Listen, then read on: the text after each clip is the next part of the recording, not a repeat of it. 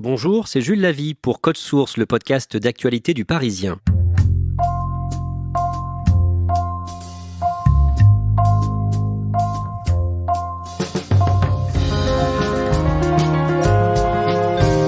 Vous avez peut-être entendu parler de la pièce de théâtre Djihad, jouée en ce moment à Paris au théâtre Le Pic. Elle raconte le périple de 3 jeunes Bruxellois, Ben, Reda et Ismaël, qui veulent partir se battre en Syrie. L'histoire tragicomique tourne en dérision l'obscurantisme. Cette pièce avait été créée 2 semaines avant l'attentat de Charlie Hebdo en 2015. Pour l'écrire, son auteur, le Belge Ismaël Saïdi, s'est inspiré de sa vie et de ses propres erreurs. Ismaël Saïdi témoigne aujourd'hui dans Code Source au micro de Claudia Prolongeau.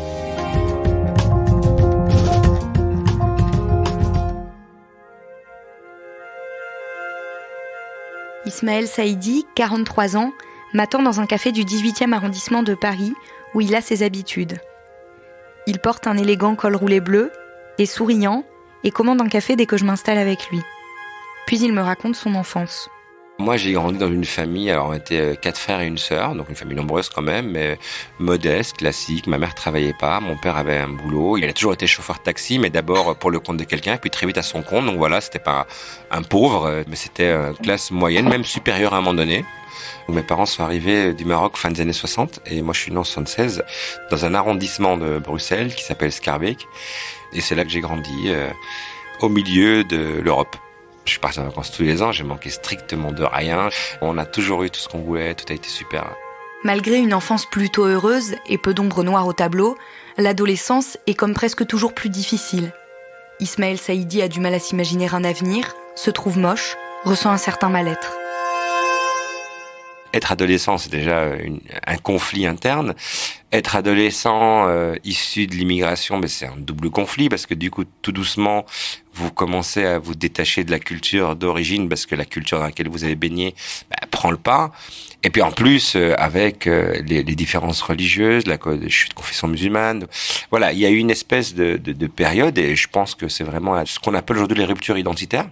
Et il y a ce moment de l'adolescence où on est en train de se créer en termes d'identité, et c'est là qu'une rupture peut se faire. Et moi, j'ai vécu ça assez douloureusement à l'époque, ouais. C'est plus facile d'être en colère contre un autre, contre quelqu'un, un système, quelque chose, n'importe quoi. Et on y va, hein. La colonisation, et ils en veulent à l'islam, et depuis toujours, depuis que l'islam est arrivé, on veut lui faire du mal, etc. Et puis effectivement, comme l'islam est né d'une confrontation entre un homme, donc Mahomet, et les tribus autour de lui, on peut trouver dans les textes originels cette victimisation, qui à la rigueur était normale pour lui à l'époque. Vous dit voilà, ils m'aiment pas, moi je vais leur dire que Dieu existe, mais personne m'écoute, ils me veulent du mal, etc. Sauf qu'on a sanctifié un texte qui aurait pas dû être sanctifié, qui aurait dû rester un texte qui raconte une histoire du 7e siècle, et on essaye de la transposer sur nous aujourd'hui, en disant regardez, ils nous aiment pas, c'était déjà écrit jusqu'à la fin des temps, ils nous aimeront pas, etc. Donc du coup, ça vous permet à vous de dire ah, s'il y a rien qui marche pour moi, finalement il y a une raison. C'est qu'ils nous aiment pas.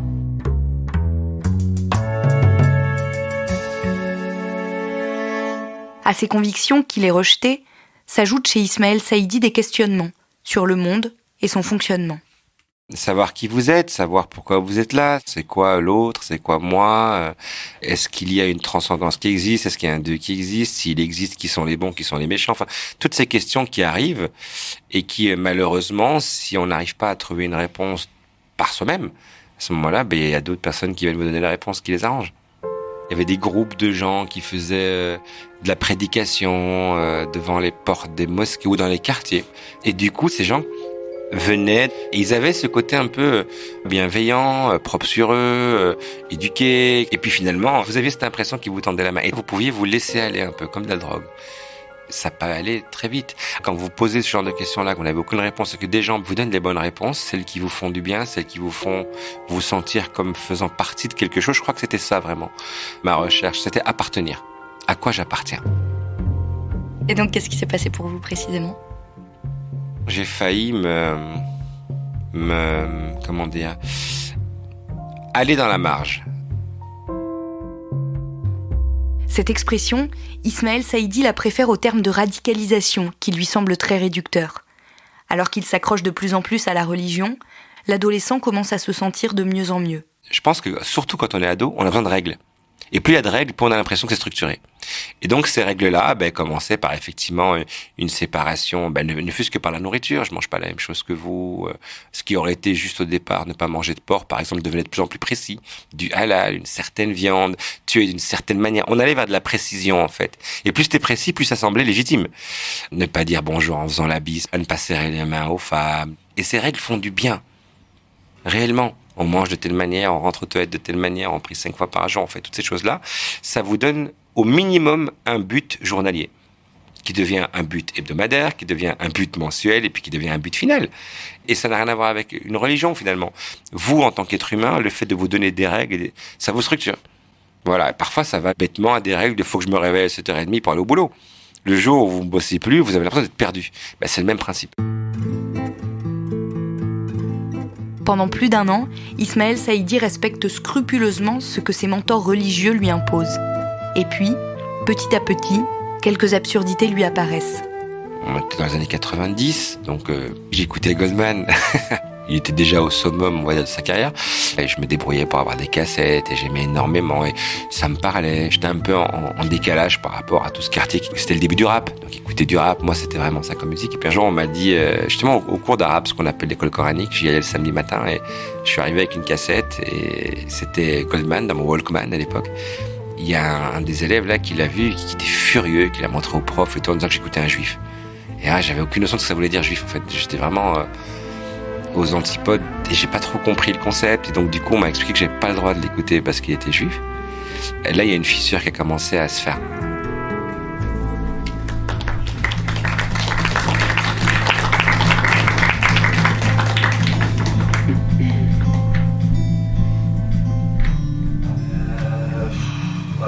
D'aussi loin que je me souvienne, moi j'ai toujours aimé 2 choses dans la vie, voilà.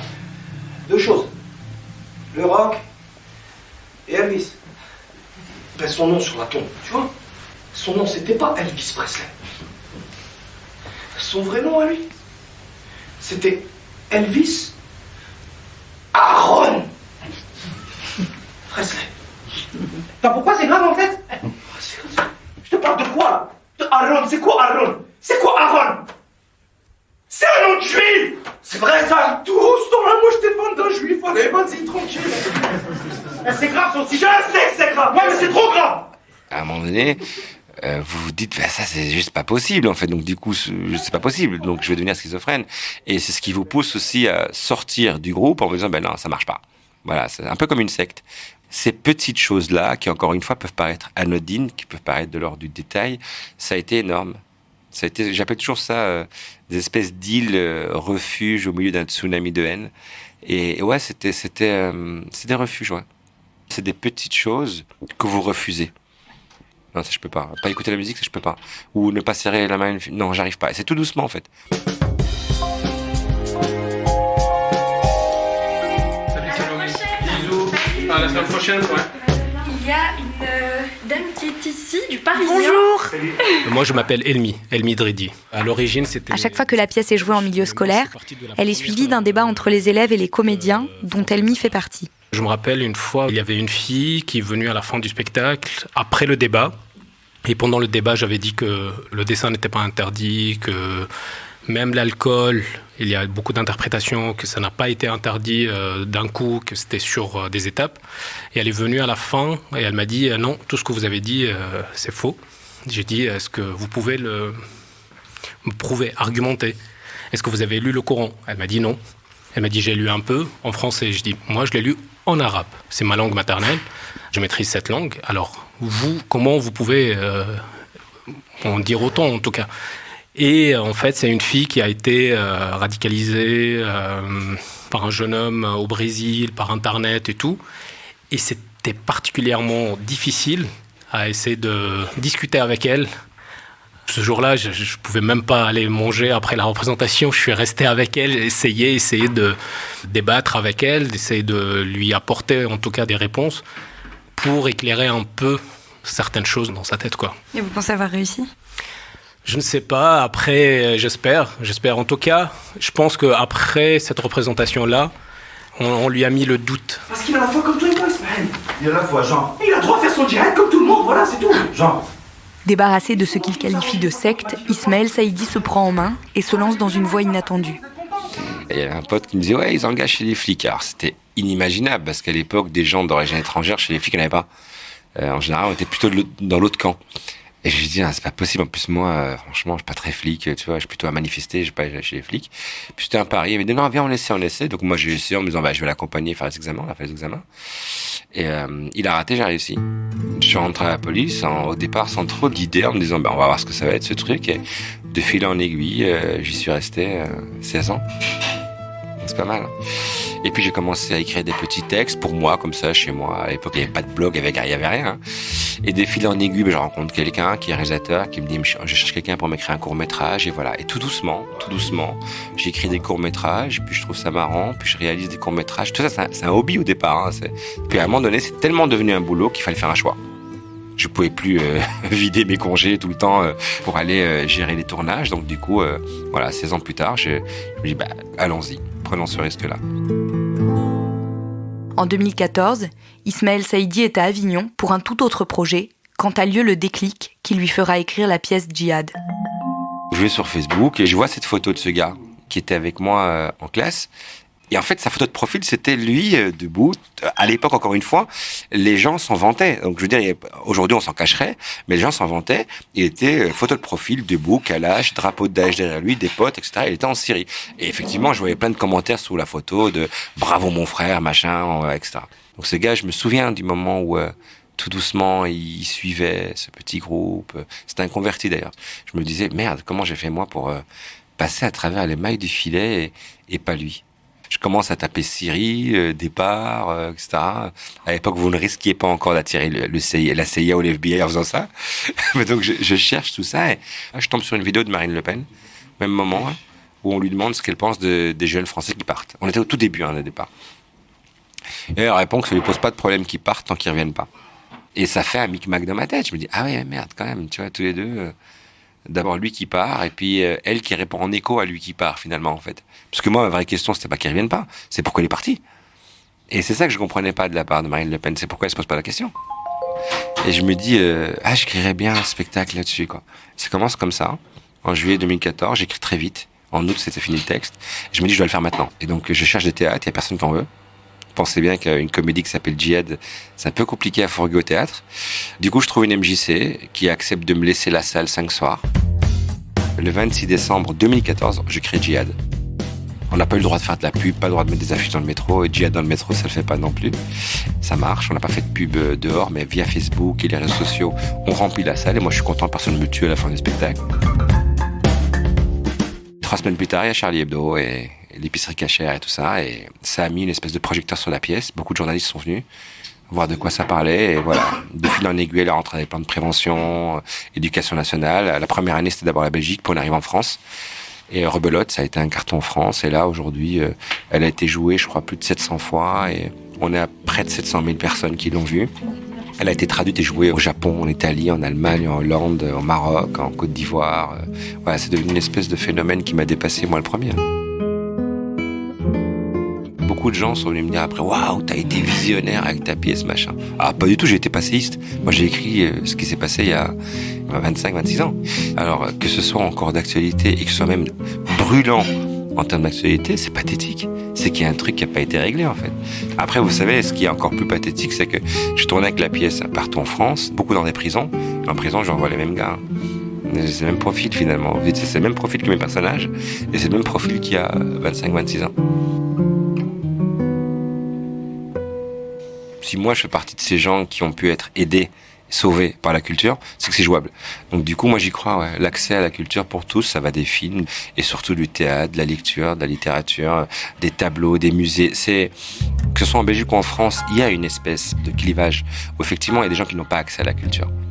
Même si on est en 2020, que c'est censé être facile. Du coup, c'est pour ça qu'avec Djihad, nous, on va au fin fond de la France, là où très peu de gens vont, et on se débrouille pour trouver une salle municipale, un théâtre, et pour aménager un vrai théâtre pour que les ados, ou même les adultes, de milieux ruraux ou d'autres milieux qui n'y ont pas été, puissent avoir accès au théâtre. Je suis très fier de ça.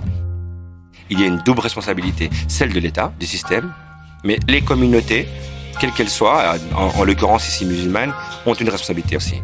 de gérer la merde à l'intérieur, d'arrêter de créer le fossé entre les gens, d'arrêter, par exemple, si je dis à mon gosse, si tu manges du porc, tu vas en enfer, comment vous voulez que mon gosse y joue avec le vôtre? Claudia Prolongeau, cette pièce, Djihad, est maintenant enseignée dans des établissements en Belgique et en France? Oui, parce qu'elle fait partie d'un corpus dans lequel les enseignants français peuvent aller se servir, qui est défini par l'éducation nationale et qui comprend donc des textes qui peuvent être étudiés en classe. La pièce Djihad a plus de 5 ans, elle a été créée, on le disait, juste avant l'attentat de Charlie Hebdo. Ismaël Saïdi continue depuis à travailler sur ce sujet? Il continue déjà parce que cette pièce Djihad continue, elle, de faire le tour de la France et de la Belgique, et aussi parce qu'il a écrit une nouvelle pièce qui a commencé à tourner cette année, qui s'appelle GN. GN, c'est un mot très littéraire qu'on trouve dans la Bible et qui veut dire enfer, torture. Et dans cette pièce, on retrouve l'un des personnages de Djihad, qui est cette fois dans une école juive et qui commet un attentat.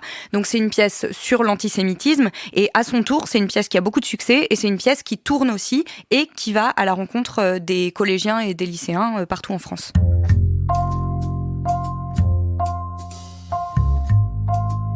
Merci Claudia Prolongeau. Code Source est le podcast d'actualité du Parisien, disponible chaque soir du lundi au vendredi à 18h. Épisode produit par Clara Garnier-Amouroux, réalisation Alexandre Ferreira. Si vous aimez Code Source, n'oubliez pas de vous abonner sur votre application de podcast comme Apple Podcast ou Podcast Addict. Vous pouvez dialoguer avec nous sur Twitter ou nous écrire codesource@leparisien.fr.